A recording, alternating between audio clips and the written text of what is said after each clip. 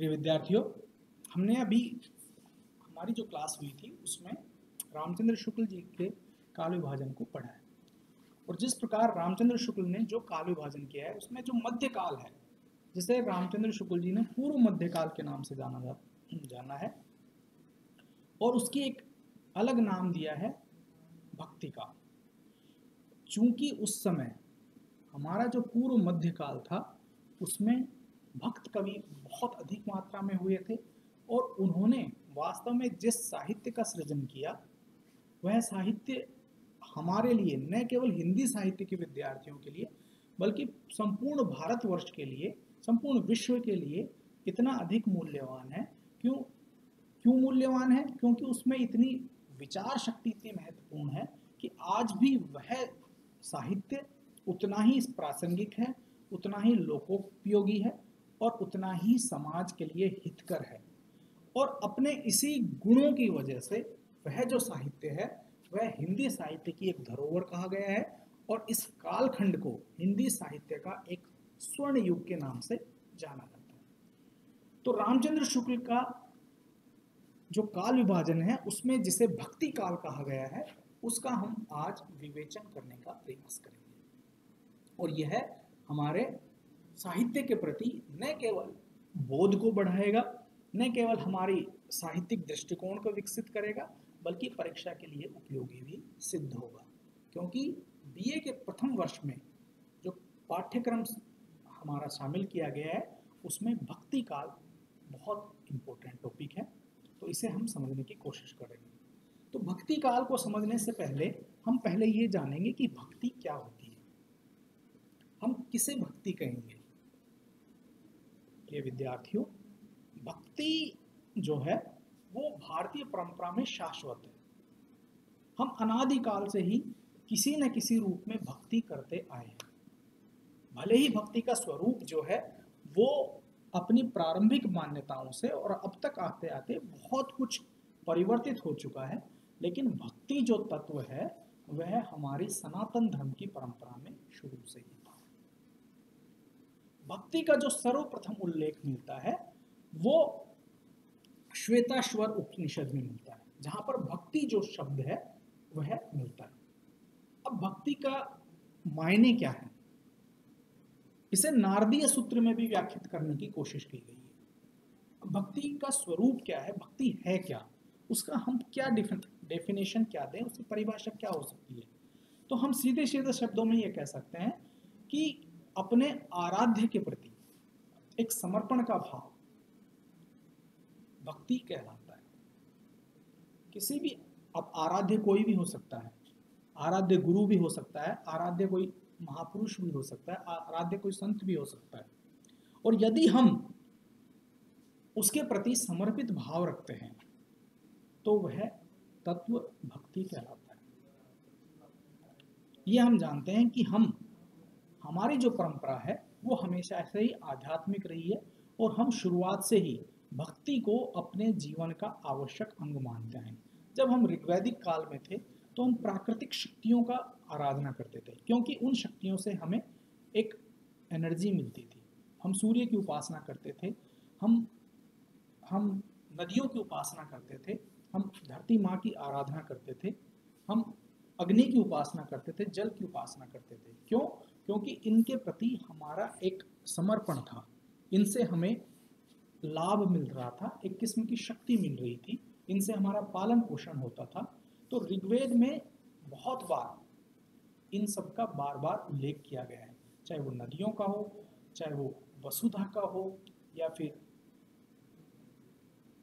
पर्वत का हो, या फिर सूर्य का हो। तो विभिन्न नामों से उनका संबोधन हमारे वेदों में मिलता है और यह परंपरा, यह अक्षुण परंपरा तब से ही चली आ रही है। बाद में चलकर गुप्त काल तक आते आते देवताओं की कैटेगरियां बन गई, श्रेणियां बन गई। पृथ्वी के देवता, हालांकि वेदों में भी था लेकिन उतना कट्टरता नहीं थी, वेदों में भी श्रेणियां बन गई थी लेकिन उतनी कट्टरता नहीं थी। गुप्त काल तक आते आते इन देवताओं का पूरी तरह से विभाजन हो गया, श्रेणीबद्ध हो गए और गुप्त काल तक आते आते एक नई परंपरा और चल पड़ी जिसे हम मूर्ति पूजा के नाम से जाना जाता है। तो मूर्ति पूजा का उल्लेख गुप्त काल से पहले नहीं मिलता। वहीं ईश्वर की जो आराधना है, ईश्वर का एक प्रतिबिंब है, वह गुप्त काल से पहले पहले सिर्फ एक अज्ञात पैनोरमा में होता था। गुप्त काल में सर्वप्रथम ईश्वर को मूर्ति के रूप में प्रतिबिंबित किया जाने लगा और उसकी आराधना की जाने लगी। इससे पहले सिर्फ यज्ञादि के द्वारा ही स्तुति ईश्वर की जाती थी, उनकी भक्ति की जाती थी। धीरे धीरे भक्ति का जो स्वरूप है वो विकृत होता चला गया और उसमें पाखंड का समावेश हो गया, बाह्य आडंबरों का समावेश हो गया। भव्य मंदिर बनने लगे और उन मंदिरों की जो पूजा का अधिकार है वो भी सिर्फ चुनिंदा लोगों को, चुनिंदा श्रेणी को ही मिलने लगा और आम आदमी के लिए ईश्वर के जो दरवाजे थे वो बंद होने लगे। तो धीरे धीरे जब सनातन धर्म में विकृति आ गई तो फिर अन्य धर्मों का उदय हुआ और बाद में फिर बौद्ध धर्म, जैन धर्म और इस प्रकार के अन्य अलग अलग धर्मों का उदय हुआ, जो कहीं ना कहीं प्रेरित वहीं से थे, लेकिन जिन्होंने कमोबेश करके थोड़ा बहुत परिवर्तन करके एक नया पंथ चला दिया। धीरे धीरे वो पंथ भी विकृत होने लगे और धीरे धीरे उनमें भी बिखराव हुआ, विखंडन हुआ और उनके भी कई सारे विभाजन हो गए और हम आज तक की इस अवस्था में पहुंच गए जहां पर धर्म का जो स्वरूप है वो काफी विशृंखलित है, बिखरा हुआ है और आडंबर से परिपूर्ण हो गया।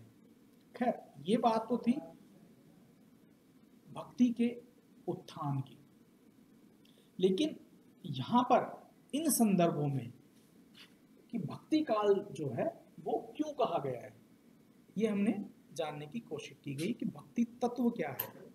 अब हम ये पढ़ेंगे कि आचार्य रामचंद्र शुक्ल ने भक्ति काल को किस प्रकार से अन्य उपविभागों में विभक्त किया है। आचार्य रामचंद्र शुक्ल ने भक्ति काल को दो भागों में बांटा है। पहला सगुण भक्ति धारा और दूसरा निर्गुण भक्ति धारा। अब प्रश्न ये आता है कि सगुण भक्ति धारा क्या है और निर्गुण भक्ति धारा क्या है। सगुण भक्ति धारा वह है जहां पर ईश्वर को एक स्वरूप दिया गया है, एक प्रतिबिंब दिया गया है, जहां पर ईश्वर की आराधना किसी बिंब के रूप में होती है और प्राय मूर्ति पूजा से इसका आशय लिया जाता है, क्योंकि मूर्ति के रूप में ईश्वर साक्षात हमारे सामने मौजूद रहता है, उसका एक रूप होता है, एक स्वरूप होता है और इस स्वरूप को व्याख्यायित करने के लिए अनेक ग्रंथों का भी निर्माण हुआ है, जहां पर ईश्वर को उसके जन्म और उसकी लीलाओं सहित चित्रित किया गया है। तो यानी ईश्वर का यह स्वरूप जो एक प्रतिबिंब के समान साधक के मानसिक रूप में उपस्थित होता है, उस प्रकार की आराधना पद्धति को सगुण पद्धति कहा जाता है। और भारत में सर्वाधिक लोकप्रिय यही भक्ति धारा है। क्यों? क्योंकि इसमें ईश्वर एक यूटोपिया के रूप में आपके सामने रहता है। ईश्वर को हम अपने सामने एक निश्चित रूप और रेखा में पाते हैं, उसका एक निश्चित ठिकाना है मंदिर, वहाँ पर वह एक मूर्ति के रूप में विराजित होता है। वहाँ हम सीधे उससे तादाद में स्थापित कर सकते हैं और अपनी जो फीलिंग्स, अपनी जो भावनाएं हैं वो उसके सामने अभिव्यक्त कर सकते हैं। तो ईश्वर और भक्त के मन में एक इमोशनल अटैचमेंट हो जाता है, एक भावात्मक लगाव यहाँ पर संभव है। यह जो भक्ति धारा है यह आम जनता की ज्यादा निकट है, क्योंकि यह सहज है, सरल है। अब इसके विपरीत जो भक्ति धारा है वह कहलाई निर्गुण, जहां पर ईश्वर एक बिंब के रूप में आपके सामने नहीं होता। ईश्वर वहां पर अदृश्य है, अगोचर है, वह कण कण में व्याप्त तो है लेकिन उसकी कोई स्वरूप नहीं है, कोई बाह्य स्ट्रक्चर नहीं है, वह मंदिरों में नहीं मिलता, वह मूर्तियों में नहीं निवास करता, वह अज्ञात है, वह एक शून्य के रूप में व्याप्त है। अब इस प्रकार के ईश्वर की आराधना कैसे हो सकती है? इस प्रकार का ईश्वर जो है सिर्फ ज्ञान मार्ग से प्राप्त होता है। जब हम ईश्वर का वास्तविक स्वरूप अपने ज्ञान चक्षुओं से देख पाते हैं, हम उसको फील कर पाते हैं अंदर से, वह निरंकार जो ईश्वर है जब हमें आभासित होता है, और यह जो साधना पद्धति है यह निर्गुण साधना पद्धति कहलाती है।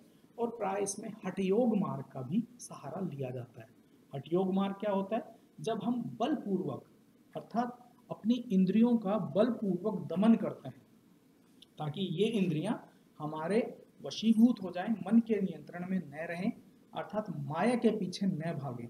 और जब मनुष्य सांसारिक विषय वासनाओं से हट जाता है तो उसे फिर ज्ञान प्राप्त होने की संभावना हो जाती है। और जैसे ज्ञान प्राप्त हो जाता है उसे, वह दृष्ट और अदृष्ट का भेद कर पाता है। उसका आध्यात्मिक दृष्टिकोण इतना व्यापक हो जाता है कि वह उस सूक्ष्म परमात्मा को अपने अंदर आभासित कर पाता है, उसका दर्शन अपने मानसिक रूप में कर पाता है। तो वह जो अवस्था है वह चैतन्य की अवस्था, वह ज्ञान अवस्था कहलाती है और प्राय इसे मोक्ष अवस्था के नाम से संदर्भित किया जाता है। तो यह जो साधना का पंथ है यह निर्गुण पंथ कहलाता है। अब इन दोनों ही पद्धतियों में समय समय पर दोनों का उत्थान हुआ, पतन भी हुआ, लेकिन अगर हम समग्रतः बात करें तो सगुण जो पद्धति है वह चूंकि आम जनता के ज्यादा निकट है इसलिए वह लोकप्रिय ज्यादा हुई है। निर्गुण पंथ रुष्क है, सूखा है और कठिन है। सामान्य गृहस्थ के लिए, सामान्य कामकाज करने वालों के लिए भक्ति की यह जो अवधारणा है वह समझ में कम आती है।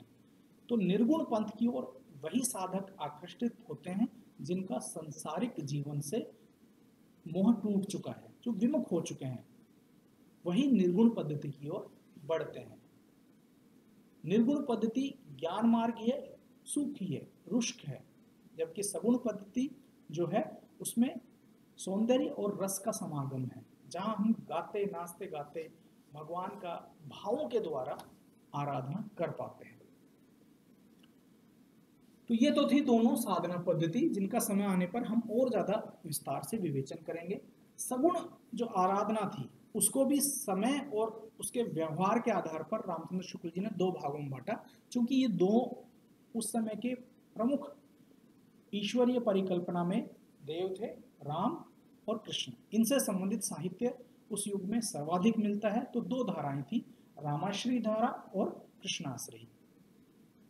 साहित्य दूसरे ईश्वर देवताओं का भी मिलता है, लेकिन चूंकि अधिकता में यही प्राप्त होता है तो ये प्रमुख धाराएं कहलाई, अर्थात राम से संबंधित साहित्य और कृष्ण से संबंधित साहित्य। उसी प्रकार निर्गुण जो धारा थी वह भी आगे चलकर दो भागों में बांटी गई, जिसे ज्ञान मार्गी काव्य धारा कहा गया, अर्थात वे साधक जिन्होंने ज्ञानाश्री मार्ग में चलते हुए साहित्य का सृजन किया वो ज्ञानाश्री। और इसके अलावा भारत में एक विदेशी शाखा और आई जिसे हम सूफी साधना पद्धति कहा गया, अर्थात जितने भी सूफी संत हुए भारत में और सूफी मत का प्रचार प्रसार किया, उन्होंने जिस साहित्य का सृजन किया वह सूफी काव्य धारा कहलाया, जिसका हम समय आने पर अगले क्लासेस में विवेचन करेंगे। आज के लिए इतना ही, धन्यवाद।